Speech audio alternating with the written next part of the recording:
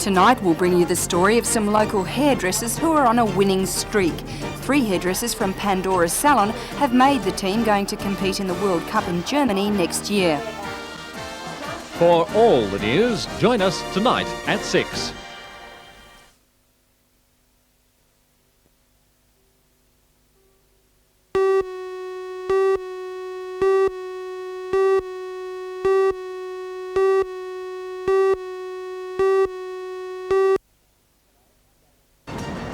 Hello, I'm David Mackay. In tonight's news at 6, we talk to Belmont Swansea lifesaver Guy Andrews. The 17-year-old looks set to follow in the footsteps of Guy Leach and Grant Kenny.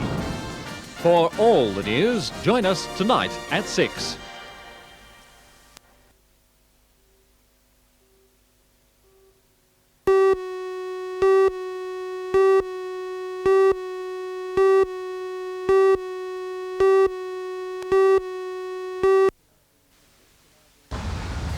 For most, the library means information, but few are aware how far that extends. Newcastle Regional Library is one of 364 in the state, which are now offering a research service for small businesses. Keylink is the system which makes all this possible. For the last 6 months, the state government has been equipping regional libraries with the special computer systems which Keylink requires. All libraries in New South Wales now have direct access to the State Library in Sydney, and through them to 3,500 other libraries worldwide. Although the State Library has been operating a research facility for some time, Public Relations Officer Brian Morris says the Small Business Research Service is a first. Well, I think it'd be quite revolutionary. I mean, while the State Library has provided an amazing research service before, I think the extent of our delivery of service has vastly improved. But it doesn't end there, of course. The research service provides a wealth of information for a whole range of community groups and organisations, all of which can get access to that research information that we have, which of course is free and makes us rather unique. The Keylink system will be on display in the New South Wales Small Business Train, which is visiting Newcastle this weekend. The train will be open to the public at Hamilton from 10 a.m. tomorrow.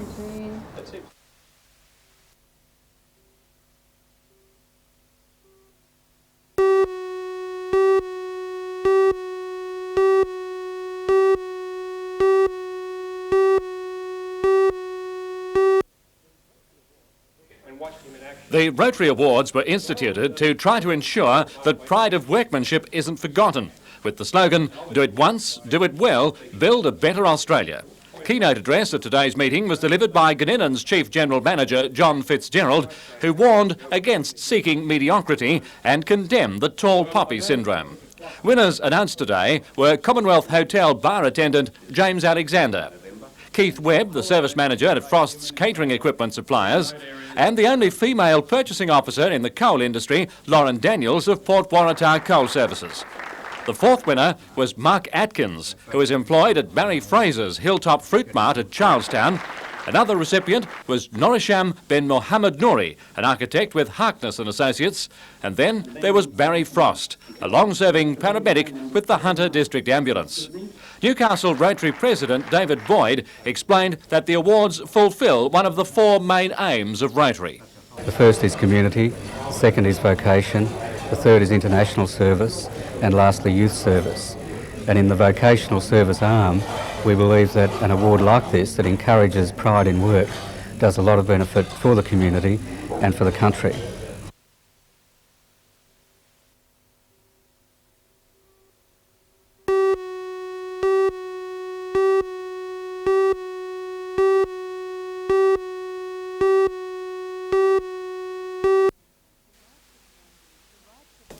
The rights of the unborn child is an issue that evokes intense controversy.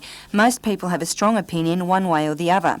So perhaps it's not surprising that plans for a new special genetics unit, which would detect genetic abnormalities in unborn babies, has become a prickly issue. The Right to Life Association and other pro-life associations are worried that it may lead to an increase in abortions. According to Dr. Jerry Satori, a spokesman for the Right to Life movement and Foundation Genesis, such a unit would be all right if it helps in areas such as fetal surgery. However, the associations are most worried that parents will be told of abnormalities and they will decide to abort the child. Now, if he carries out tests which says these people are suffering from various diseases and we start killing these people, that represents a rupture of a major degree of medical ethical practice, and this is what concerns us. We don't think the medical profession should do this, and we don't think people would want to live in a society where that becomes widespread. According to Dr Satori, the greatest abuse emanating from such a unit would be situations similar to those that arose in Sydney, where parents are reported to have aborted children after finding out their sex. Dr Satori is worried that similar sampling at the new unit could lead to similar abuses. Unfortunately, a spokesman for the new unit was unavailable for comment today.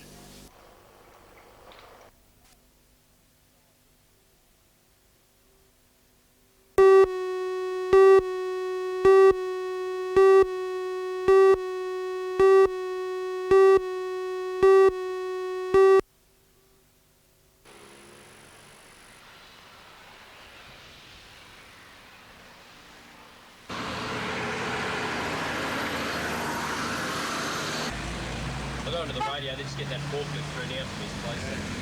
It's only got to come quicker.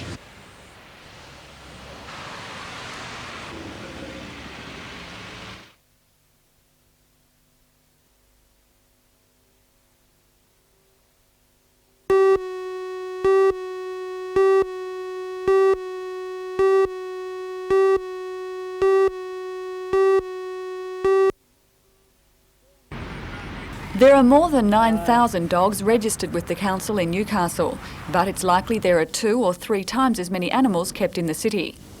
Lake Macquarie has a park set aside as an exercise area for dogs, Pickering Oval, but in Newcastle there's no land designated for this purpose.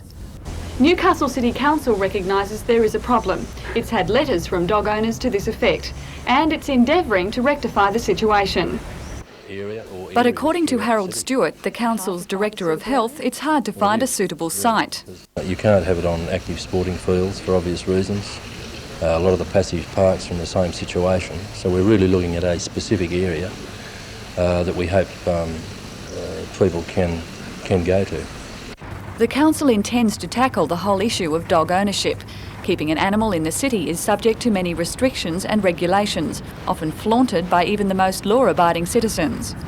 Well, I just think they become fairly covert in the way they do these things. Even the most sort of respected citizens probably find that regulations regarding dogs aren't regulations they particularly want to take much notice of. The trouble is, the solutions seem a bit questionable. The council has put together special doggy bags, you guessed it, for those moments when you'd like to disown your pet. But will they catch on? I mean, there's a legal responsibility, but the only way it will be effective is for people to really get fair income and start to use it.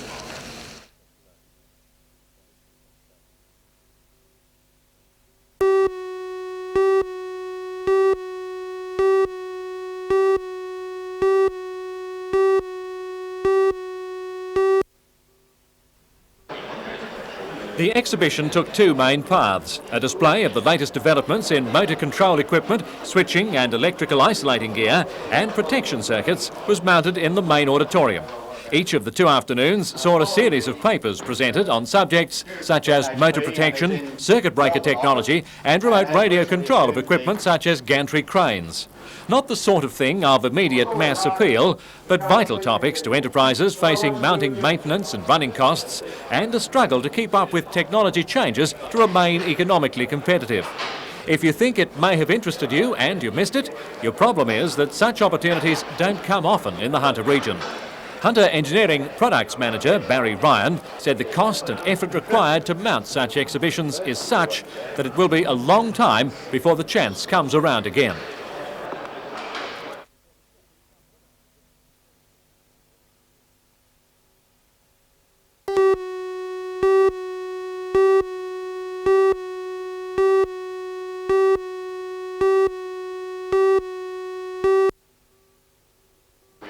This is Irwin Dettleson's diving shop. It's just another business on Harrison Street, but it's also a minor triumph for a man who's been battling unemployment for years. Thanks to a modest government grant and loan, he's opening a shop he didn't think he'd ever see. We've approached banks and so forth in the past because people on the Social Security, Commonwealth Employment Service, banks tend to shy away from you. You have no backing, no support. And with this type of thing, we've been working towards getting this shop open for some time. Quite a lot of people know about that. And the support we've got of the scheme has been the key to open that door for us. This new enterprise incentive scheme grant is just one of over a dozen being allocated by the state and federal governments to unemployed people in the Newcastle district. And the guests at today's opening from the DLI, the CES, the Hunter Development Board and the TAFE College are determined to make the scheme work. Ultimately, the success or failure of this business rests with Erwin Dedelson. The former steelworker turned diving instructor says he's just happy for the chance to have a go.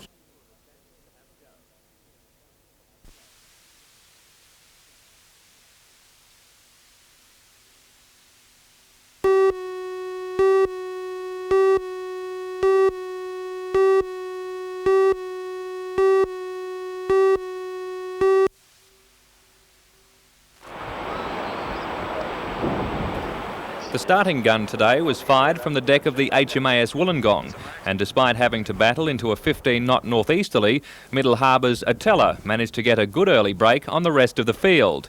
Local yachts taking part are Foul Play, Classy Lady, Mistress Again, Moonraker, Patterneur, Pasang and Romance of the Gosford Aquatic Club, and Lake Macquarie entries include Fanny Adams and New Horizons. Southern Cross is competing again this year after winning the treble last year in taking line honours and first on corrected time in both IOR and arbitrary divisions. At last report, Otella had stretched her lead to 2 miles over Lake Macquarie's Fanny Adams, skippered by Steve Chapman, and Sydney's Seahawk third. Gosford's Moonraker leads on corrected time. The 410 nautical mile race is expected to take 4 days.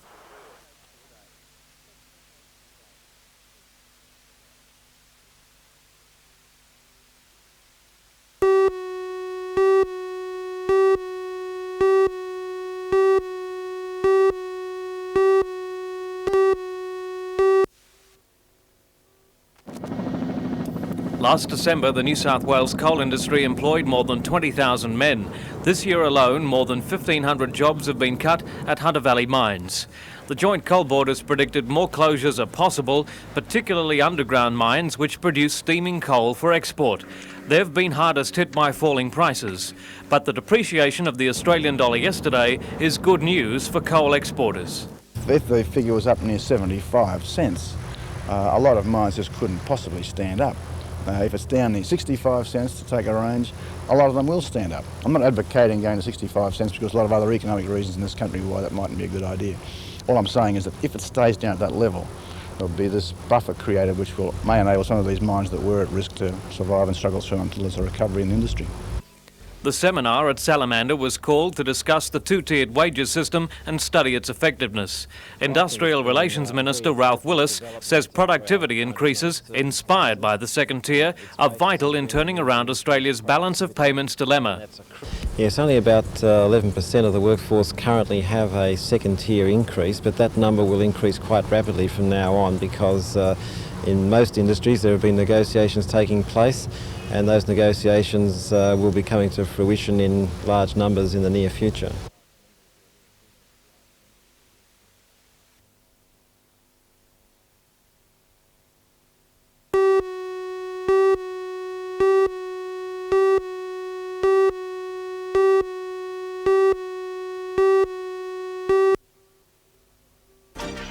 The Hunter Valley Training Company will soon be helping to place Asian engineering students as extras on Australian building sites. The scheme was announced today at the opening of the company's new Trade Skills Centre in South Maitland. It's hoped the project will build better relations between Australia and its Asian trading partners. For all the news, join us tonight at 6.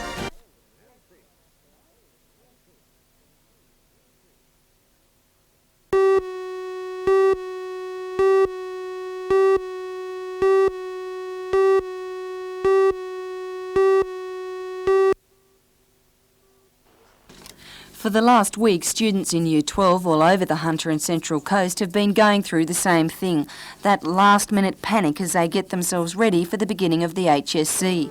For most, the sadness of the farewell functions has given way to cramming as they try to push all those extra facts that they have been meaning to learn into their heads for tomorrow's exam. School halls and drama theatres are already set up. Desks wait patiently for tomorrow's onslaught, which will begin with a 2-hour English paper which kicks off at 9:25. On Wednesday, students will sit the second English paper, which consists of poetry, novel and drama, before most tackle mathematics on Thursday. From here, the subjects spread out, with the last exams being Art and Hebrew on Friday, November 27.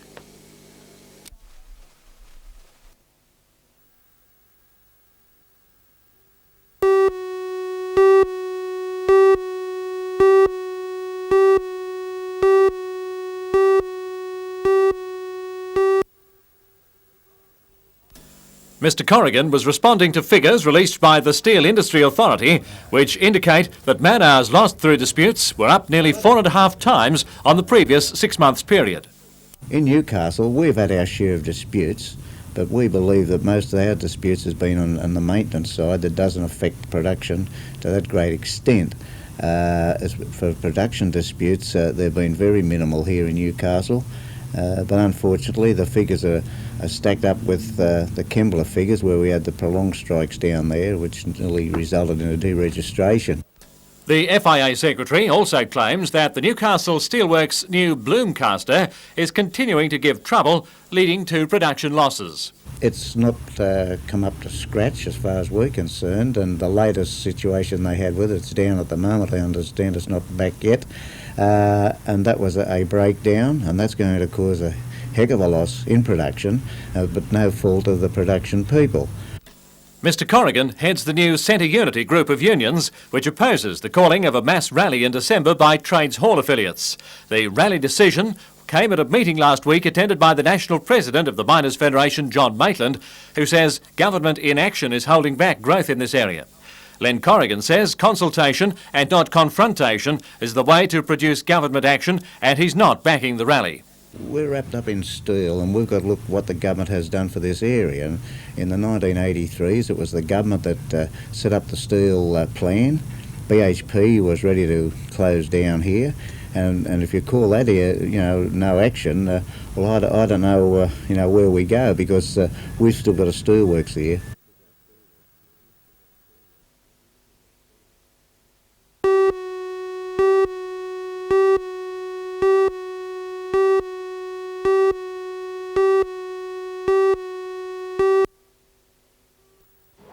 The doctor's decision follows similar moves already made by nurses at Newcastle Hospital on Monday. From today, intensive care patients being transferred between bases will not be travelling with a medical retrieval unit. The reason is insurance. Doctors say they have some insurance cover when travelling by air, but absolutely no cover during ground movements in the ambulance intensive care unit.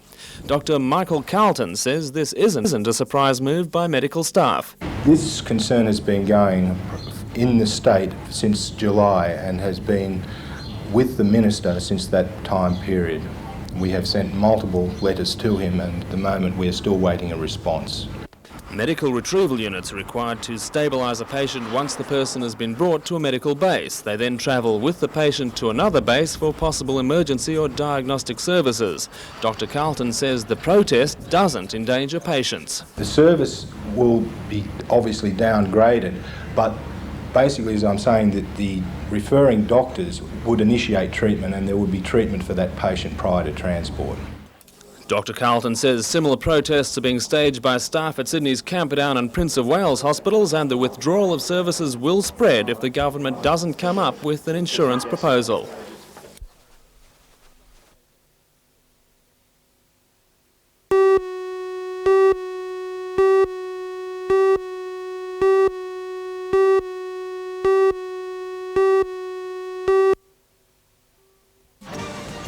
Good afternoon, I'm Belinda Borisov. Eastern Nitrogen at Kooragang Island is about to undertake the largest capital project ever in the company's history. We'll bring you a full report on that tonight. For all the news, join us tonight at 6.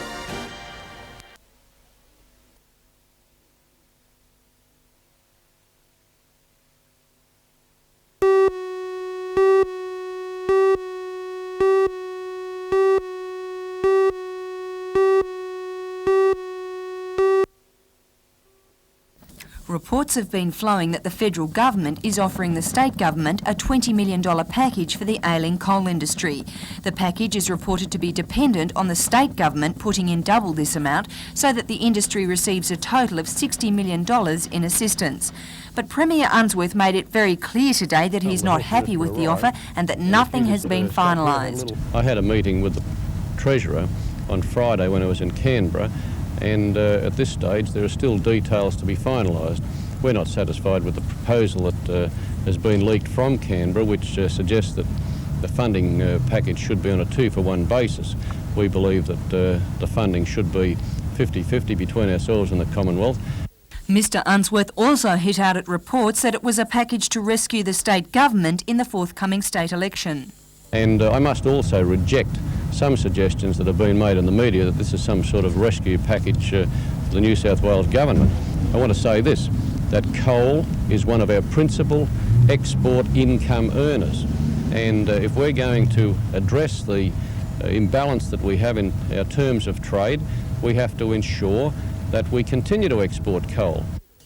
Peter Morris, who is acting Federal Energy Minister while John Kerrin is in Rome, made it clear that only those coal mines that have a chance of surviving will get assistance. Well, there are some mines in the current world market. They're going to find it very difficult to manage anyway, and rather we should look at it as a restructuring package, as we've done in the textile industry, as we've done in the steel industry, so we need to do in the coal industry. And when we get through this period of market flatness, then we'll be able to pick up and maximise opportunities in the future.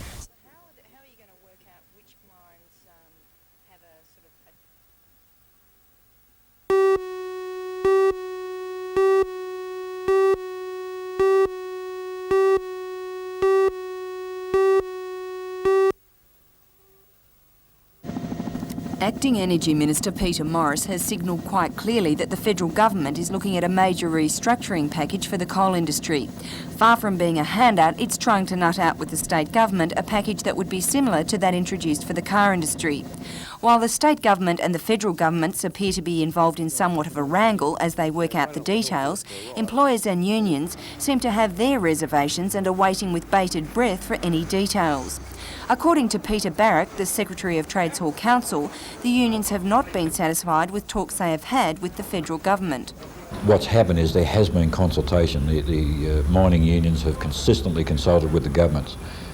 What the mining unions are saying is that as far as they're concerned, the results of those negotiations have gone nowhere, that they've finished up at a dead end, and for all intents and purposes, as far as the mining unions are concerned, they're most unsatisfactory.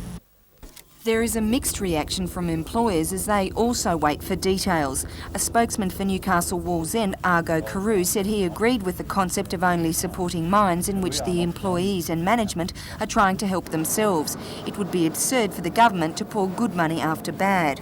A spokesman for Coal and Allied said he could see problems with what had emerged so far. Issues such as how the federal government would select those mines deserving assistance still had to be made clear. He would like to see the form of the package and did not believe it would be as easy as the rationalisation of the car industry because of the enormous amount of capital expenditure that companies had sunk into the mines.